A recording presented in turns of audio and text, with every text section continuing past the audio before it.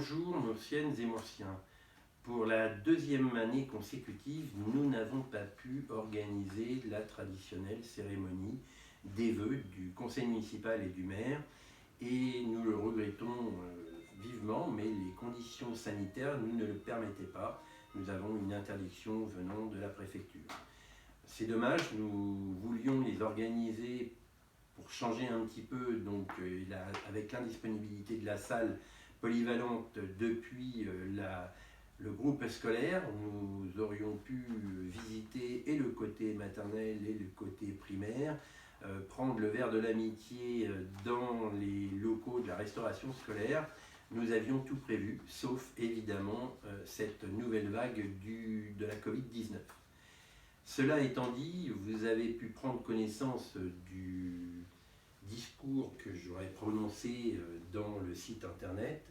Ce nouveau site internet qui nous permet aussi de pouvoir diffuser très facilement des vidéos, et c'est pourquoi nous avons décidé avec la commission communication de vous adresser le message directement par une vidéo. Alors, quoi de neuf en cette année? Évidemment, l'année 2021 a été marquée par les péripéties sanitaires de la Covid et en particulier au niveau de la rentrée, surtout celle après les vacances de novembre, des problèmes de fermeture de classe. Je regrette de ne pas avoir eu la possibilité légale d'avoir mis des accueils scolaires. J'aurais pu, j'avais le personnel. Malheureusement, je n'en avais pas le droit et je regrette l'impact que ça a pu avoir chez vous, parents d'élèves, dans l'organisation de votre vie de tous les jours et évidemment dans votre vie au travail. Je n'ai pas pu, on fait avec. Bien entendu, la commune et le conseil municipal sont toujours à votre disposition pour organiser le mieux possible tous les services périscolaires, même si, un petit peu avec un mouvement d'humeur, j'ai suspendu le service périscolaire au mois de novembre parce que nous avions des fermetures de classes et donc ça devenait très difficile de gérer. Et puisque l'éducation nationale ne voulait pas fermer le groupe scolaire, j'ai décidé de fermer le périscolaire, mais aussi pour protéger le personnel municipal qui évidemment pouvait facilement être contaminé par le Covid et ce qui nous aurait beaucoup gêné pour la suite. J'espère que les vacances de fin d'année ont été plus agréables que cette période de tension avec le Covid. En 2021, la rentrée du 3 janvier s'est effectuée malheureusement toujours sous les mêmes conditions sanitaires et toujours avec des problèmes de pandémie, des problèmes de fermeture de classe, d'absence de professeurs, mais là forcément l'éducation nationale est confrontée au même problème que n'importe quelle entreprise et bien entendu que les communes. En 2021, nous avons pu mener à bien des investissements pour un montant de plusieurs centaines de milliers d'euros et nous avons commencé donc tout le projet de transformation énergétique du groupe scolaire. C'est un projet important qui va s'étaler sur 3 années, 2021, une grosse partie des travaux en 2022 et la fin des travaux en 2023. Et j'espère que le groupe scolaire pourra accueillir de nouveau les élèves et les enseignants à partir de soit la fin de l'année 2022-2023 ou pour la rentrée de l'année 2023-2024, c'est-à-dire en septembre 2023. C'est un projet très très important pour la commune puisqu'il représente un investissement de 6 millions d'euros, toutes taxes comprises, qui en fin de compte est de l'ordre de la construction d'une classe. C'est un investissement important pour une commune qui doit être fait et le groupe scolaire doit absolument être rénové après 50 ans de service. Il a été construit à partir des années 75 et il a été livré donc en 77-78 et une deuxième partie au début des années 80. Donc il est normal de restructurer ce bâtiment. Vous le savez très bien, parce que j'en ai parlé souvent, qu'il s'agit d'un projet important où nous voulons être exemplaires sur le point de la diminution du carbone, sur la diminution de l'utilisation des énergies et donc avec cette transition énergétique. Nous visons une autonomie en termes d'énergie, c'est-à-dire d'être au minimum un bâtiment neutre en énergie, c'est-à-dire produire d'une façon ou d'une autre autant d'énergie qu'on en consomme, ce qui est un grand défi. Et nous allons le réaliser avec l'aide donc de notre maîtrise d'œuvre, l'architecte M. Ghislain Prévost et ses bureaux d'études associés. Nous avons été aidés bien entendu par le plan de relance de l'État, j'en ai aussi parlé, et nous avons été très contents de pouvoir obtenir le prix France Relance pour l'Île-de-France en tant que représentant du Val-d'Oise. Pour une petite commune comme Mours, c'est évidemment une distinction plus qu'honorifique parce que c'est très difficile pour une petite commune qui a peu de moyens et peu d'équipes de pouvoir s'inscrire dans des grands projets, mais à force de volonté et puis de ténacité, nous avons pu donc obtenir ce concours de l'État. À ce concours de l'État, bien entendu, s'ajoute le concours du département pour 1 200 000 et nous avons d'ores et déjà souscrit un prêt à des taux préférentiels pour 1 700 000 et puis nous récupérerons la TVA donc par ce que l'on appelle le FCTVA et donc en fin de compte d'ores et déjà le financement de ces travaux donc est bouclé. Alors, bien entendu, ces travaux sont d'une telle importance que pour l'année 2022 et l'année 2023, nous aurons beaucoup de difficultés, ou tout du moins nous n'engageons pas d'autres investissements importants parce que, évidemment, nous ne pouvons pas mener plusieurs projets comme cela en même temps. Aujourd'hui, les travaux de la salle polyvalente ont commencé. Il s'agit de créer dans la grande salle des locaux provisoires pour 5 classes, de mettre à l'extérieur 2 locaux temporaires et bien entendu de remettre aux normes électricité, ventilation, espace pour les enseignants, dortoirs, toilettes, aux normes aujourd'hui pour accueillir des scolaires. Bien entendu, ça participe au projet de rénovation de la salle polyvalente et bien entendu ça ne sera pas perdu puisque la salle polyvalente va se trouver entièrement rénovée et ses activités pourront prendre place d'une façon différente. Nous verrons pour redistribuer les salles créées en fonction des activités.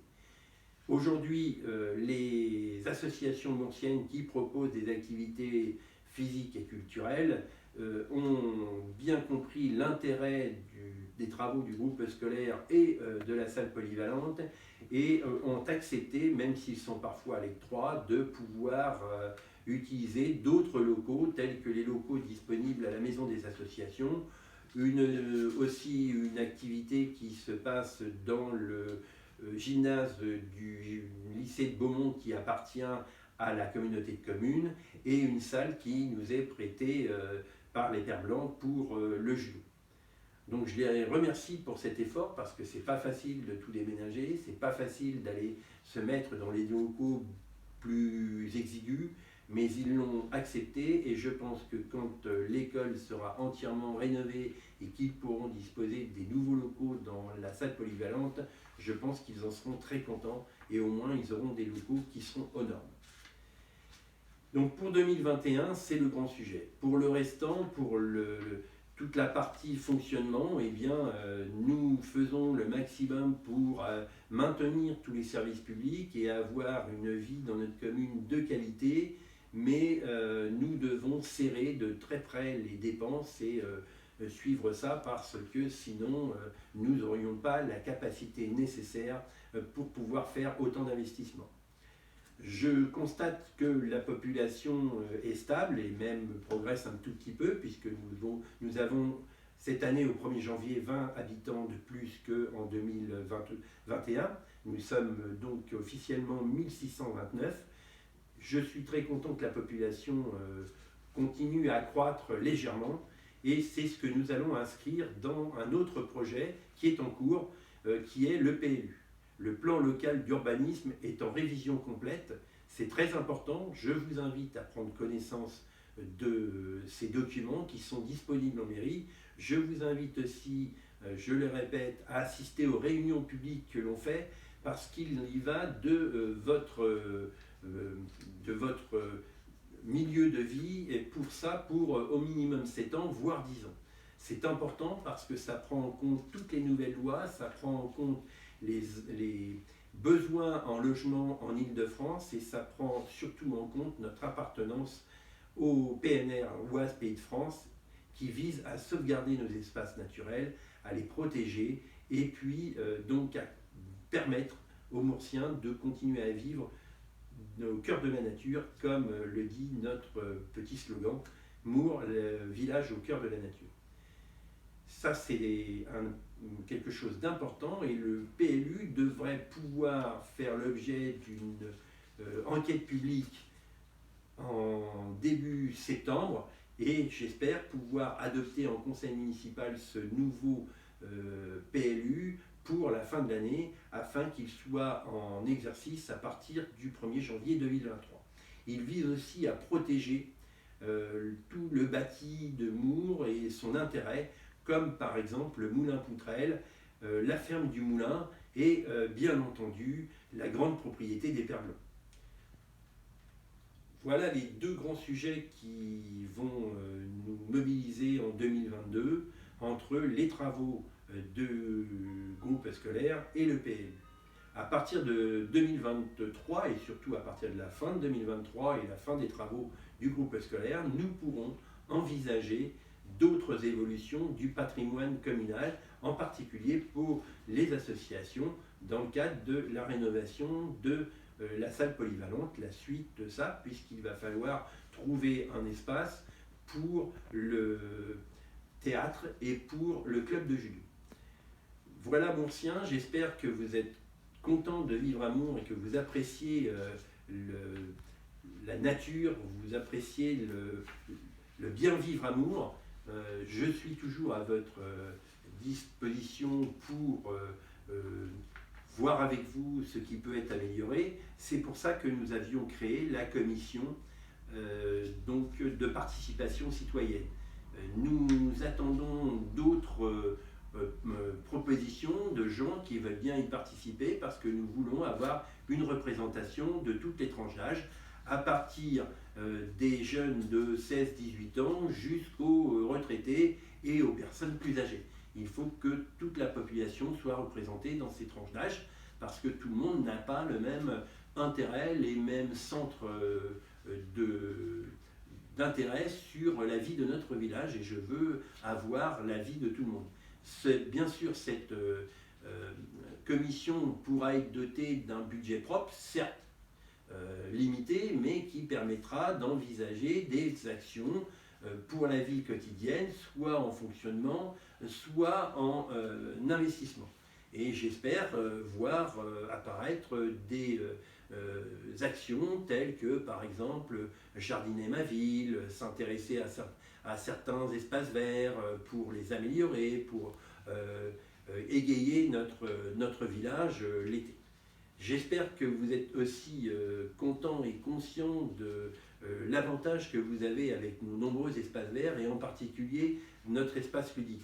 Vous avez pu constater que notre espace ludique a été retravaillé cet hiver par nos agents techniques. Je voudrais féliciter leur travail. Il est important. Ils ont revu tous les massifs. Ils ont mis un petit peu d'ordre. Les plantes, il faut mettre un petit peu, les déplanter, refaire des nouvelles plantations, un petit peu nettoyer tout ça. Et donc, c'est ce qu'ils font. Et je voudrais attirer l'attention des gens qui ont des chiens. Quand je fais mettre des panneaux d'interdiction sur l'espace ludique, ça n'est pas pour embêter qui que ce soit, mais c'est surtout pour faire respecter le bien-être de tout le monde. Il n'y a rien de plus agaçant pour les enfants que de marcher sur une crotte de chien.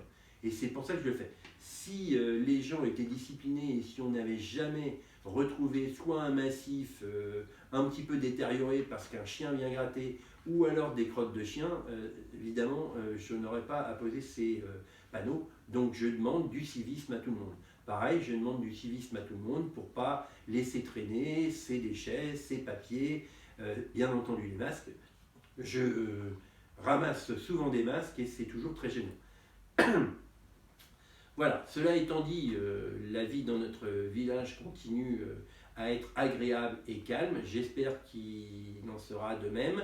Je reviendrai vers vous dans l'année pour continuer avec des vidéos sur des points bien précis. Et je vous souhaite, je vous renouvelle à nouveau tous mes vœux de bonheur et de santé pour l'année 2022. Merci à vous.